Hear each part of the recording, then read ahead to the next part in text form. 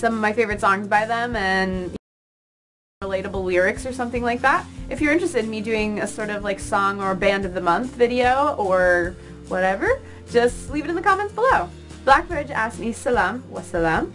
How did you decide your Muslim name? And you know, first of all, hey girl, salam wa salam. How did you decide your Muslim name? And you know, what is it, and so forth. First of all, hey girl, I follow you on Instagram. I love your stuff. I took a long time to decide my Muslim name. I never actually announced it. You know, I announced that I was thinking about it, but I never announced what it was because I thought about it for a very long time. And I actually talked about it with my mom as well because I felt like, you know, she named me originally, so she should be a part of this naming process as well. And I decided on Noor simply because my middle name is Aurora, and Aurora is the Northern Lights, and it means light. And obviously you guys who speak Arabic, you know that Noor is light. So it really made sense, and I've always loved that name. Ever since I met, like, the first Noor I ever met. I know there's lots of girls named Noor, but I just fell in love with it. I love the sound of it, and it reminds me of my own name, so that's my Islamic name. I don't plan on changing my name legally or anything like that. I'll use it for Islamic functions, especially for maybe elders and people who don't speak very good English. Kendall is a very weird name. It's not very common, and sometimes it's very hard for people to say. So having a name that is a little easier for someone to say and get through is sometimes best. So it is my Islamic name, and now you guys know. RXINI, I don't know how to say that, asked me, where will you be heading to next? Next up, I will be heading to Orlando, Florida. I will be down in Florida the first week of February, and inshallah I'll be setting up a meet and greet down there. I am hoping that maybe some other sisters who are YouTubers may be attending the meet and greet as well. But I will let you guys know. It will be on my Instagram. I will leave that right here, at Kendall Aurora. That is where you can get all the information about that. Whenever I'm traveling and doing meetups and things like that, it'll be there. So check that out, and I will update you on that very soon, inshallah. Noura Hussein said salam wa salam. If you had to live in any other country other than your home country, where would it be and why? This is a really good question, and I've actually thought about it recently. Outside of America and England, which are the countries that I lived in growing up, I think that right now I'm really in love with Turkey, which sounds so odd. I never thought I would fall in love with Turkey. Like, I knew I was going to enjoy it and it was going to be a beautiful country with like lots of great history, but I never thought that it would be somewhere that I would fall so deeply in love with. And I've spent so much time like looking at my little videos and pictures that I have for my trip and just like feeling like I'm missing home. It's weird. I don't know if you guys have ever had that feeling. But for somebody like me who grew up traveling, you know, I don't typically get very attached to a place. I might enjoy it and look back on it fondly, but never get very attached to somewhere. And I definitely did get attached to Turkey, so I would consider living in Turkey one day, inshallah. Who knows? Ballerina Forever 101 asked me, who is your favorite YouTuber at the moment? My favorite YouTuber is Good Mythical Morning. It's actually two guys. They make the funniest videos. I also subscribe to a lot of music channels, so I really love the Piano Guys and Two Cellos as well. I'll leave all of those people down in my description bar. Witch from Rose Hall, hey girl, I haven't talked to you in a little while. She asked me a few questions. She said, I know you love Rent, but what other Broadway musicals do you like? That's a great question. I was so blessed to be able to grow up in theaters. My grandmother and my mother are very passionate about the theater, and my grandmother worked in theater. She was a singer. So I was blessed to be able to see as many musicals as I have. Probably my top musicals are Rent, Spring Awakening, American Idiot, and Les Miserables. My best friend Huda asked me, how much do you like your big sister Huda? I love you so much, Huda, and I miss you. Inshallah, you and your husband are so happy and doing well over in Birmingham. I can't wait to come over and see you guys. And when I do go to England to see my big sister Huda, I will let you all know, and I will be sure to have a meetup. Moon HMZ said, do you like the book Don't Be Sad?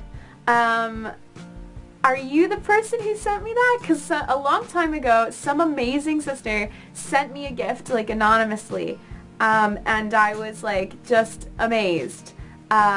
It was, like, so unexpected. It was so long ago. I do love it, and I haven't gotten through it all the way because I keep just kind of going to it when I need it. So I go when I'm feeling sad and I need, like, to read about something, and I like that it's divided into categories of different things you might be struggling with. Let me grab that for you guys. It's over on my table next to my Quran and other Islamic books. So this is the book that she is talking about. It is called Don't Be Sad, and I will leave the information for it down below. You can see it's bookmarked a couple places. What I really love is that you can read in the table of contents different things that you could be going through or feeling, and then you can go to that chapter or that section. So it says repel boredom with work. Okay, if you're feeling bored, that's a good place to start reading. Leave the future alone until it comes, or today is all you have, or the past is gone forever, or faith is life itself. You can kind of read these little things and it tells you, you know, what that section of the book is kind of going for and talking about, and then you can really tailor your reading experience. So I've really enjoyed this book so far. Thank you so much for sending this to me.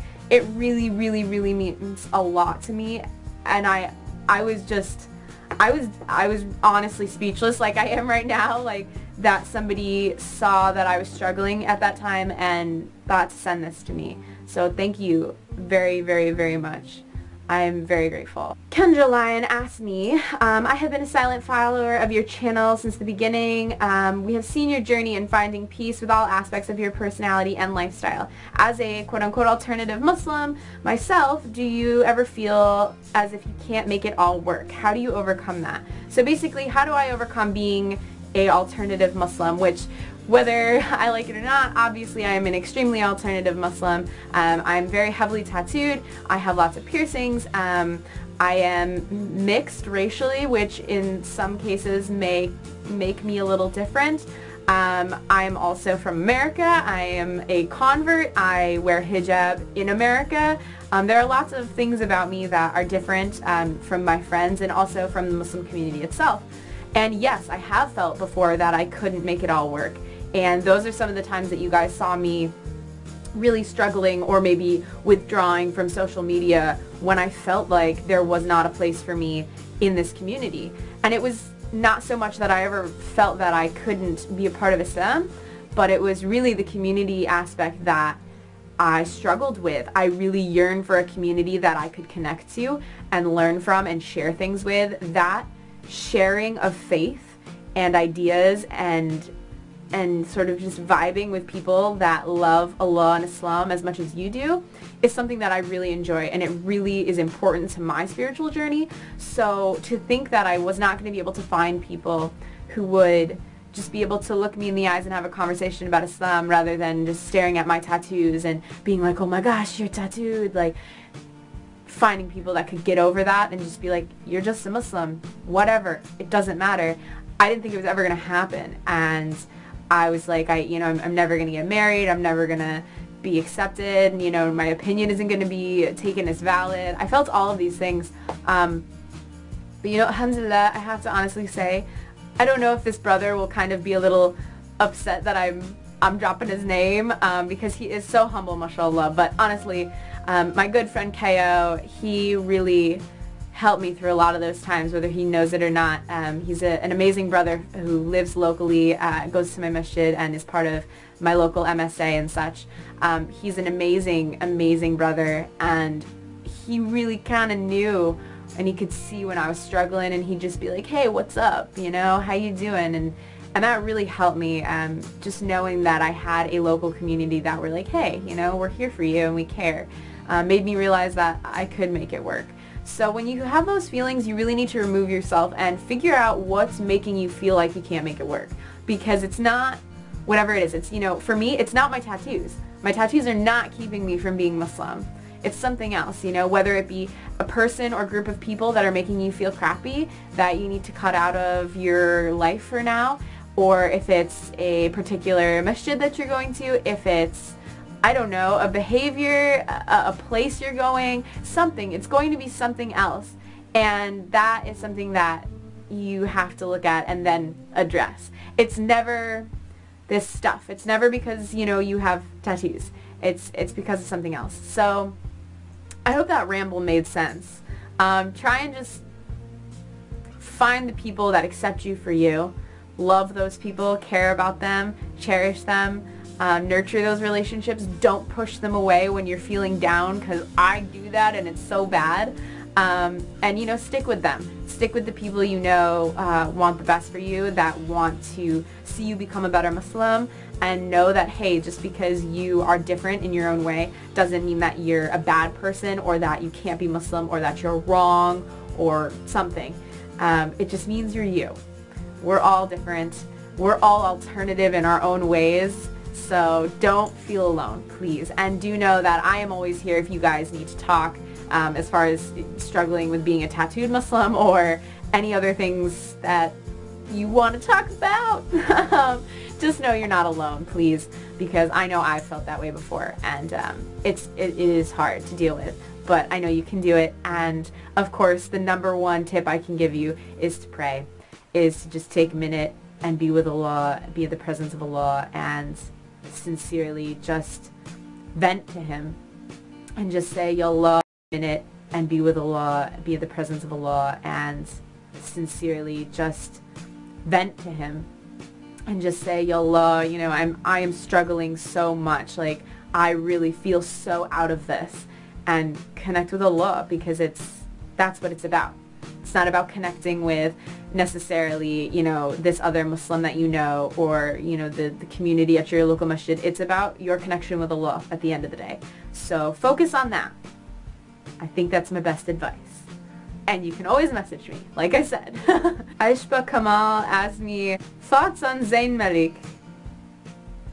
Dawat asked me, how are your prayers going? Best wishes from Canada. Thank you. That's a great question. Prayer has definitely been one of my biggest challenges. As somebody who is out and about, just like all of you guys, living life, doing day-to-day activities, sometimes it's really hard to stop and pray, especially as a revert with a family who is not stopping to pray, with friends who are not stopping to pray. You know, it's just me.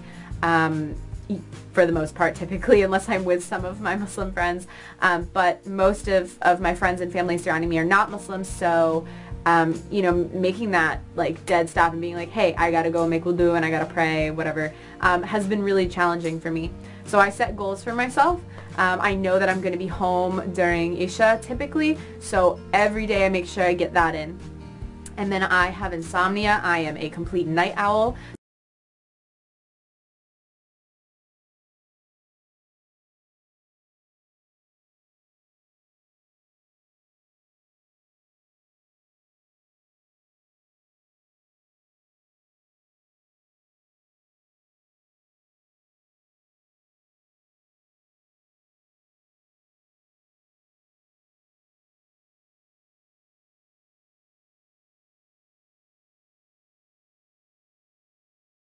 Isha typically, so every day I make sure I get that in. And then I have insomnia. I am a complete night owl, so I am typically awake for Fajr, so I get Fajr as well, and then I do my best to get the rest of those 3 daily prayers in there. So I have my 2 prayers that I know I'm going to get every day, and then I do my best to get those 3. So that's what I'm working on right now. I find it best to just look at your life, look at your schedule, and make goals like that. Say, okay, I'm going to start with these ones, and then I'm going to try to add this one, and then this one, and then this one, and then you have them all. I'm going to start with these ones, and then I'm going to try to add this one, and then this one, and then this one, and then you have them all. Does that make sense?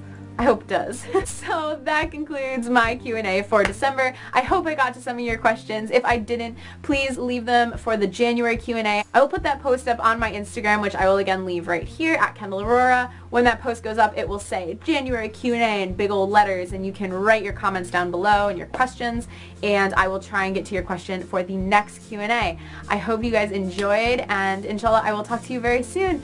Bye guys!